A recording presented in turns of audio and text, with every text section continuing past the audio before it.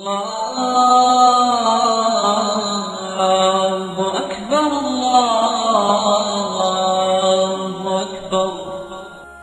علی رضی اللہ تعالیٰ عنہ کو حضرت صلی اللہ علیہ وآلہ وسلم نے یمن بھیجا تھا۔ وہاں کے لوگ شیر کا شکار کرنے کے لیے گڑھا کھودا کرتے تھے اور مختلف تدبیروں سے شیر کو اس گڑھے میں گرا کر اس کا شکار کرتے تھے۔ ایک دن انہوں نے ایسا ہی ایک گڑھا کھودا اور شیر کو اس میں گرا لیا۔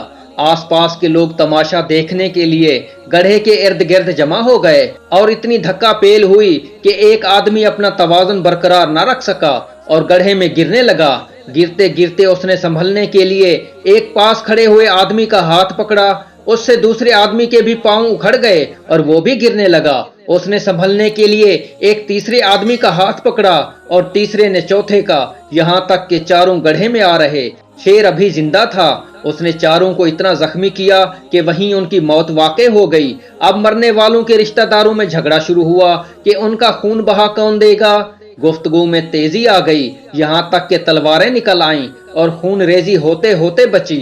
حضرت علی رضی اللہ تعالیٰ عنہ نے یہ فیصلہ فرمایا کہ ان چاروں کی دیت خون بہا گڑھا کھودنے والے پر ہے، لیکن اس ترتیب سے کہ پہلے کو چوتھائی دیت، دوسرے کو تہائی دیت، تیسرے کو آدھی دیت اور چوتھے کو پوری دیت ملے گی۔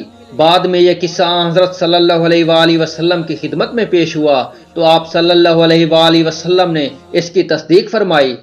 علامہ قرطبی رحمۃ اللہ علیہ تحریر فرماتے ہیں کہ اس فیصلے کی وجہ یہ ہے کہ چاروں خطائے قتل ہوئے تھے اور گڑھا کھودنے والا ان کی دیت کا ذمہ دار تھا، لیکن پہلا شخص مقتول ہونے کے ساتھ ساتھ تین آدمیوں کو کھینچنے کی وجہ سے ان کا قاتل بھی تھا، لہذا جو دیت اس کو ملتی اس کے تین حصے ہر مقتول پر تقسیم ہو کر اس کے لیے صرف چوتھائی حصہ بچا۔ اس طرح دوسرا شخص دو آدمیوں کا قاتل ہے، اس لیے اس کی دیت کے دو تہائی حصے اس کے دو مقتولوں کو اور ایک حصہ خود اس کو ملے گا۔ تیسرا شخص ایک آدمی کا قاتل تھا، اس لیے آدھی دیت اس کے مقتول کی اور آدھی دیت خود اس کی ہوگی، اور چوتھے نے کسی کو نہیں کھینچا، اس لیے اسے پوری دیت ملے گی۔